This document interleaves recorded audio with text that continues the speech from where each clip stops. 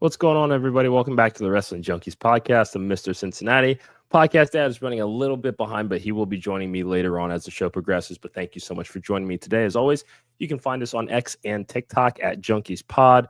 You can like us on Facebook. You can follow us on Instagram at Wrestling Junkies Pod. But most importantly, please do us a huge favor and subscribe to our YouTube channel. We are on the road to I keep saying that, 1,000 subscribers, and we need your help to get there. So as podcast dad would say, tell one person. So tell your friends, tell your mom, tell your bartender, therapist, situationship, doesn't really matter who. If you love what we're doing at the Wrestling Junkies podcast, just spread that love to all of your friends that love pro wrestling as much as we do.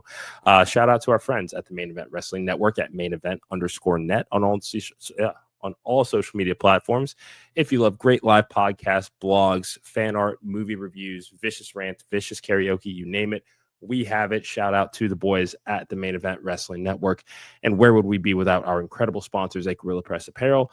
GorillaPressApparel.bigcartel.com. Again, if you've not heard the news, the full-time site will be shutting down as of August 3rd. So you only have a few days left to use our promo code WJP2024. That gets you 25% off site-wide.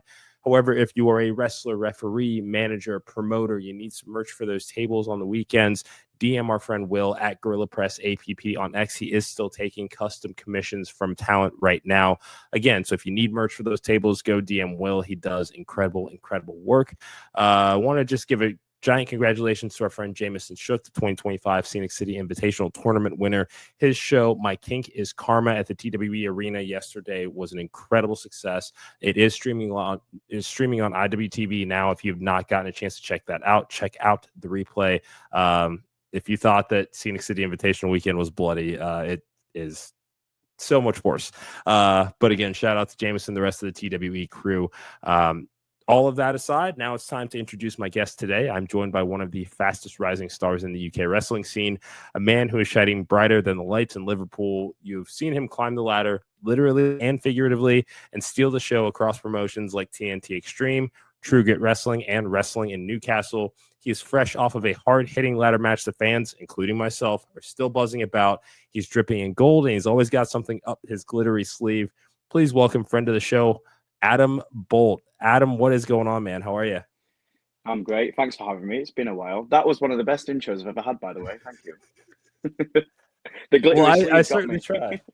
Yeah, it's man. I mean, this isn't your first time on the Wrestling Junkies podcast, and I think every time that we have you on, there's just you're always raising the bar in some capacity. So I have to raise the bar as well whenever I introduce you. So let's get right on into this. The ladder match at True Grit Wrestling, True Grit Pride Championship. This was one of my favorite indie matches of the year here. It was a war. So take me through your mindset going into this match.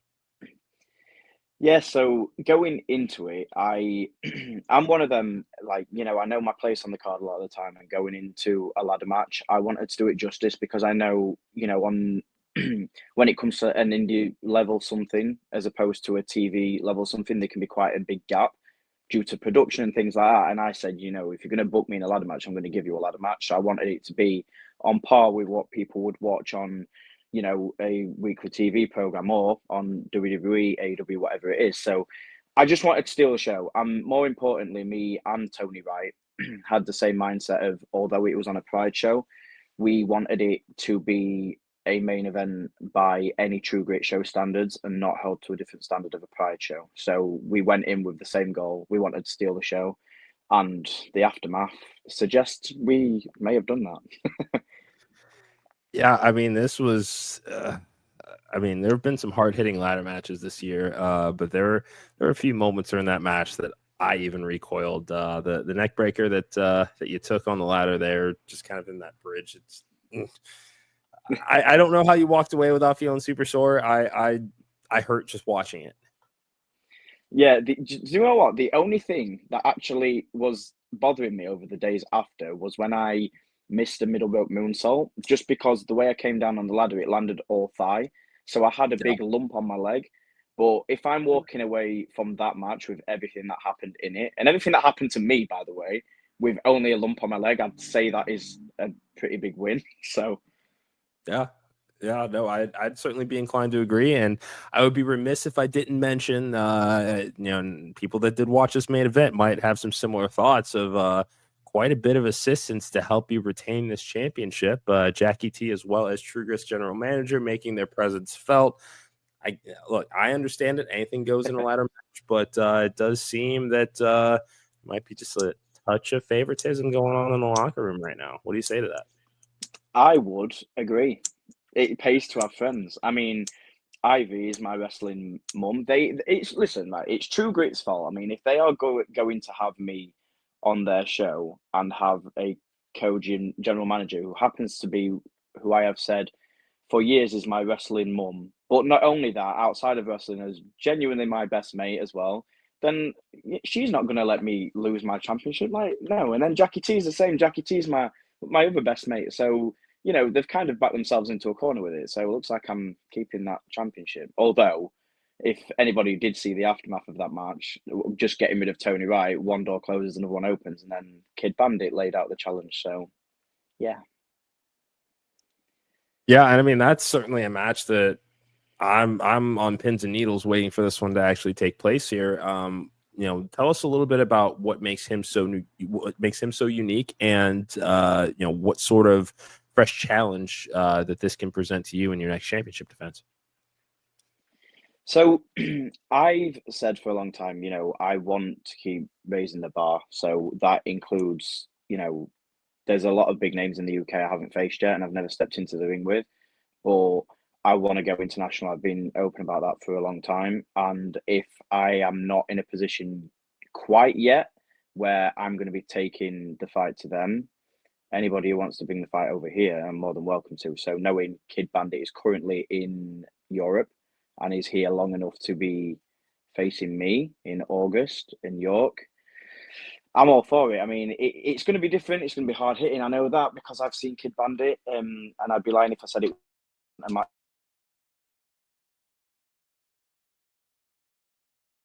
Kid Bandit. So looking forward to it. Yeah, awesome. Let's talk about Shay Monet here. You just had the standout Ultra X title match at TNT Summer Explosion. Tell me about how you feel about your performance in that match, the crowd reaction to it, and are we going to get another chapter here? So Shay Monet is a hard one because we initially, I had Shay Monet's back. So the long story short was I debuted at TNT in 2022 or 3, I can't remember which one, in a losing effort to Shay. And then I had Shay's back at Big Gay Bunch last year against Tate Mayfair. So we formed a team that lasted one show because Shay, being Shay Monet, obviously turned on me after that match. And then we went into the rivalry we've had. And it became about the X Division Championship. I mean, anyone who saw TNT's last show would have noticed that, I got the last laugh in that match. I hit the stunner on Shay and Shay fell onto the pin. So as far as I'm concerned, that title win was lucky. But then again, Shay did prove me wrong. I mean, Shay did defeat me at TNT this last weekend. So in terms of another chapter with me and Shay, I'm not quite sure. What I would say is Shay Monet seems to be moving on. I think it's about time I did the same. I know Shay Monet has just been announced to be facing Sonny Kiss at Big Gay Bunch this year. So it just looks like I'm waiting for the right opponent. I mean, I need a win at TNT. I've been on a losing streak. I think I'm 0-6. And everywhere else, the commentators picked up on it on the show. Everywhere else, I'm absolutely smashing it. I'm winning titles. I'm in the main event. But yet at TNT, I just can't seem to get out of the gate. So who knows? Maybe Big Gay Bunch will be the start of something new and better, hopefully. Yeah, I mean, and you've already kind of alluded to it. I mean, you are holding multiple titles right now. You're experiencing a lot of success all over the UK right now. Which championship means the most to you personally right now? I think the one I have at the minute that means the most to me is the True Grit Pride Championship. And I know people may think this is controversial, but it's nothing to do with the fact that it's a Pride Championship. It's the fact that it's True Grit.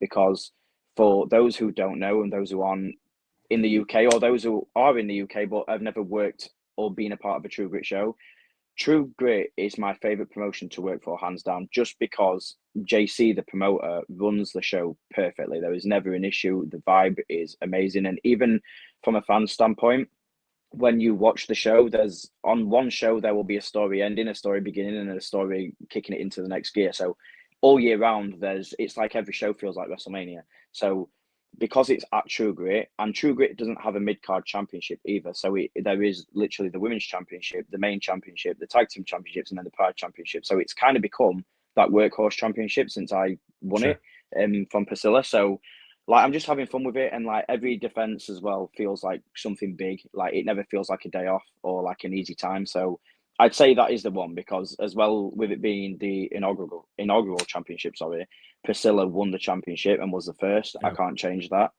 But when I defeated Priscilla for it last November, since then the matches that have taken place for that championship, like the opponents I've had, Jason Joshua, Tony Wright, Sammy Blue, for anyone who's not aware of Sammy Blue, they've been getting a lot of positive reviews after. So I think I'm on a really good roll with True Grit and I'm really enjoying it. So I would have to say that one. And possibility of the men's world title being in your future?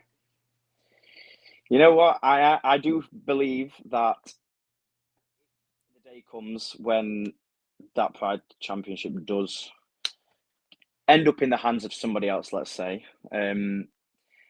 I've got two options, haven't I? I think, do I pursue tag team gold with Jackie T?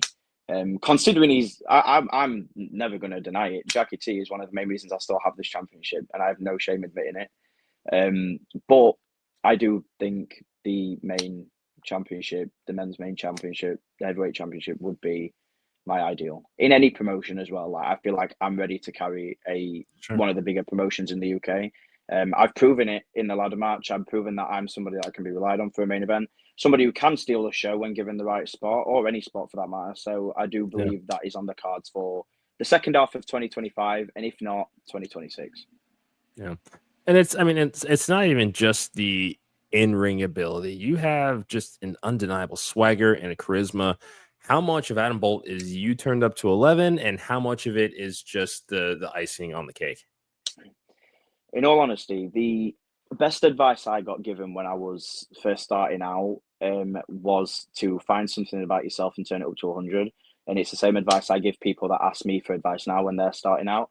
And I didn't know what that quite meant, because personally, I'm a lot different to what you would say most wrestling fans are like. And, a lot of them like the metal music, the rock music. They, as I always say, they all dress like they're going to a funeral every day. You never see anything other than black. Ironic because I'm sat wearing black now, but I'm not like that. I'm one of them people that if I leave the house, I'm going anywhere, excuse the pun, like I always try and make it look good. Like I always like to look good. I always dress the best I can. I always have my hair done, all that. So I thought, if I turn this up to 100, people will hate that, because people in wrestling naturally hate lads like that anyway. So if I can be like that, they're going to despise me. And it obviously work because they do, but I feel like the reason they hate me is a lot to do with the things I say to them, to be honest.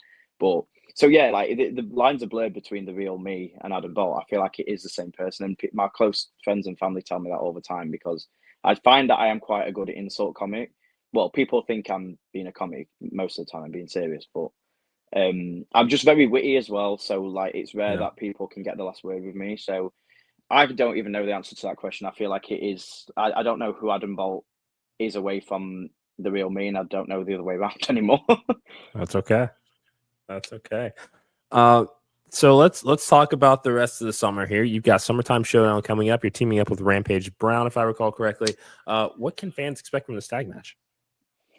Oh, so at Wrestling Newcastle, I've had a lot of beef with the GM Benji. He even suspended me just because I got involved in the main event, which I'd been doing for like 3 months, and he'd not even clicked on, clearly. But I do have friends at Wrestling Newcastle, Brady Phillips, who ironically is the partner of my wrestling mum, Ivy, so that makes him my wrestling dad, and Rampage Brown. And Rampage Brown is absolutely one of the best in the UK, has been for a long time. So the size difference intrigues me, because Rampage has my back, and Rampage is about 5 times bigger than me. And I know we have Joe Wade and Henry Faust to go up against, but I've beaten Joe Wade, but I've never been in the ring with Henry Faust. So I think it's going to be an intriguing one, especially for the fans there, because they know what I'm like at Wrestling Newcastle. So the contrast between me and Rampage, it's going to be an exciting one. But Wrestling Newcastle, the shows always do go up on YouTube about 8 weeks after. So for anyone who doesn't manage to see Wrestling Newcastle in person, if they're from the UK, if not, check it out or keep an idea on on the YouTube channel, because the show will go up. Love it. We do know True Grit's also presenting Summer Riot. So tell us a little bit about this show. How are you approaching that match or that event any differently than last month? Again, coming off of a ladder match. Yeah, so I've spoken about this as well. I think after the ladder match, the bar has been set. So the last thing I want to do is regress. I always want to raise the bar. And I mean, when you've got ladders to do that, I mean, it's a lot easier to do it. But I think it's the right opponent and the right time. I mean, from a fan's perspective, seeing me defend against some of the best in the UK is great. But when you get that international star in, the eyebrows raise, because it's like, oh, this really could go any way. I mean, Kid Bandit could very well take that championship over back to the States and promote True Grit like no one has before. But if anyone's going to do that, it's going to be me. So my mindset going into it is just, it's a bigger stepping stone for me to prove my point at True Grit and prove that I am one of the best. And if I've beaten an international star in Kid Bandit as well, so be it. It will be an international star for the night, but following True Grit on August 9th, it's just going to be somebody else to add to the list of people that can't beat me. Well, I absolutely love the confidence, I have to say. Yeah, because you and I have talked a lot about you wanting to come over to the US and really, hone your skills over here, learn a different style. For those over here in the States that are watching you right now, why do they need Adam Bolt on their show? I think it's about time, for one, personally for me, but from their perspective, I do generally believe I'm an all-rounder. One of the biggest compliments I've had recently, especially with work I've done this year, not many people know, unless they've listened to me do podcasts before, that my favourite wrestler since being a kid was Shawn Michaels. It always was. And it wasn't until people started comparing me to him, which sounds insane to me, so never mind anybody else, that I started actually noticing that although I've not tried to, there's a lot of similarities, like the flamboyance with the entrance and things like that. So being Shawn Michaels to me was always one of the best all-rounders, the charisma, the ability, the promo, like everything. Mm-hmm. So I generally do believe a lot in the UK still sleep on me. And I do have to get to a level where I'm more confident in what I'm doing, because I can believe it. But when other people are starting to believe it, it's about time I started promoting it too, because I do believe I can bring something different. And if you want the best, from the UK, or somebody who represents the UK well in terms of ability, and proving that anyone from the UK can hang just as well with people in the States, in Europe, anywhere, then I generally believe I'm one of them people that could bring that over to the States. And I will be bringing it regardless, because it's getting closer and closer to me getting over the States. It's more in the works now than it was ever. So now I just need to put the feelers out to anybody that is interested to bring me in and let me work for them, but pretty much, because once that happens, I'm pretty sure they won't be disappointed. I will do everything I can to make sure they're not disappointed, but yeah, the point still stands. I'm hoping it will be happening soon, within the next year. Yeah, no, we're certainly keeping our fingers crossed over here to see that happens.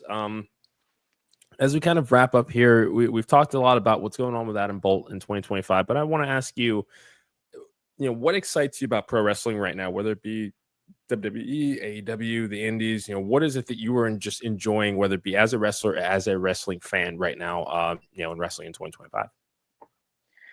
Yeah, for me, I think I can't put my finger on it, but something just feels different. Like, it feels like it is in a bit of a boom period. And that goes as far as TV all the way to the Indies. I mean, like, the Indies at the minute is so competitive. I mean, it makes it harder for us as workers, because, you've got a lot more competition. And that's not even in the ring, that's to get on shows, to get a spot. But it's just competitive, because it starts as like a domino effect. It starts further up, like the field on TV, AEW, WWE. Look at the numbers they're drawing now. And even AEW, to say that WWE is in its boom period, with almost like the Renaissance, if you like, after, Triple H took back over and things like that. And it's just gone from strength to strength. And then AEW are still going regardless of that. And I hate hearing fans bash one to compliment the other. Like, let's just enjoy wrestling, right? But that's carried down to the Indies, because there's more opportunities further up. Like, 10 years ago, it was just WWE, really. And then now there's like, TNA is doing well, WWE, AEW. It's just made everybody on the indies hungrier. So everyone's fighting to get up and get noticed. So, like, wrestling's just great at the minute. I absolutely love it.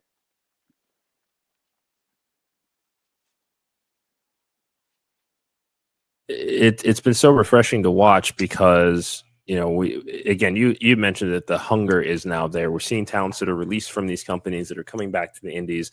There's the interest in seeing these talents, which helps people to discover other wrestlers that they may not have seen before, by attending these shows.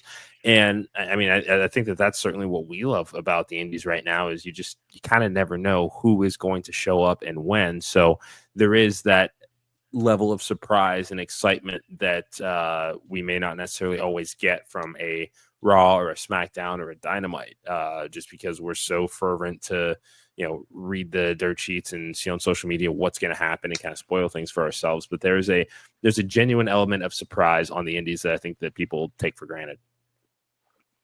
Yeah, absolutely. I mean, for example, Mercedes Moné. I mean, I've always been a fan of women's wrestling. I always have been.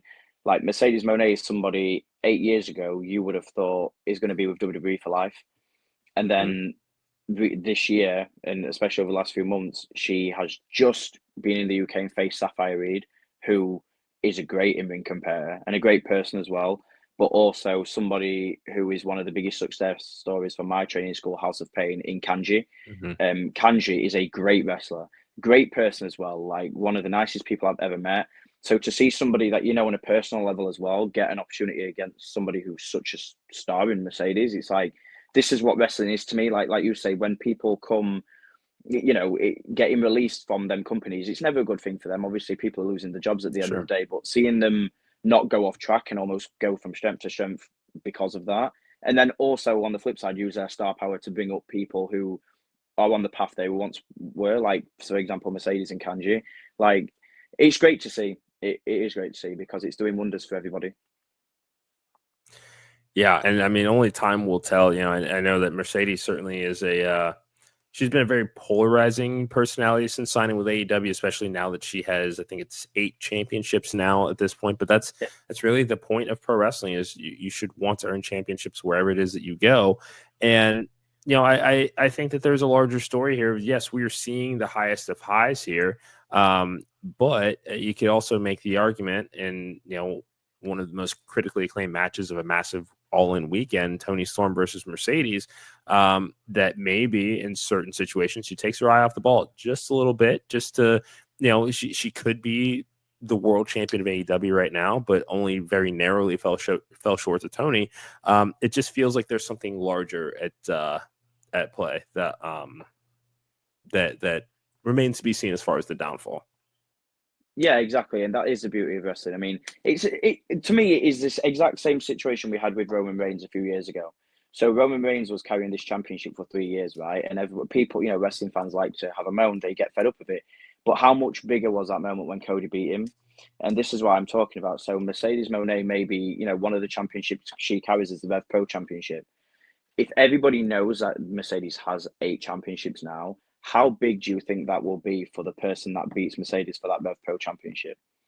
Like, it's not gonna hurt Mercedes in any way, but it is gonna shoot whoever it is that beats her to the moon, and that's what pro wrestling is. So to me, although Mercedes may, she's carrying 8 championships and people like to moan about it, what she's actually doing is bringing people up, and she's going to be doing that because she's not going to hold them belts forever. And as far as I'm concerned, that's 8 championships she carries. That's 8 stars that's going to be made when those championships go on to somebody else. So, yeah, only time will tell. But Adam, it's always fantastic to catch up with you. Before we wrap up here for the day, tell everybody where they can find you on social media, what events that you have coming up. Floor is yours. Yes, thank you. So on X, just Adam Bolt _ Instagram, Adam Bolt Wrestler, TikTok events I have coming up. As we've mentioned, August 9th, Summer Riot will be True Great. I will be back at TNT in September for those that can't get to the shows, both TNT and True Grit are on Triller. So August 9th will be the next True Grit. TNT will be September 27th, I believe. And then there's a lot of other bits that, if you're not in the UK, you won't be able to see until they go up on things like YouTube. But I'll be back at wrestling in Newcastle. I've just been at WAW as well. I could be going back there. So I'd just say keep an eye on my socials for like other events to filter in throughout. But it's looking like a busy back end of the year because I've already had more matches by July than I did last year in its entirety. So just keep an eye on my socials. I'll keep updated as much as I can.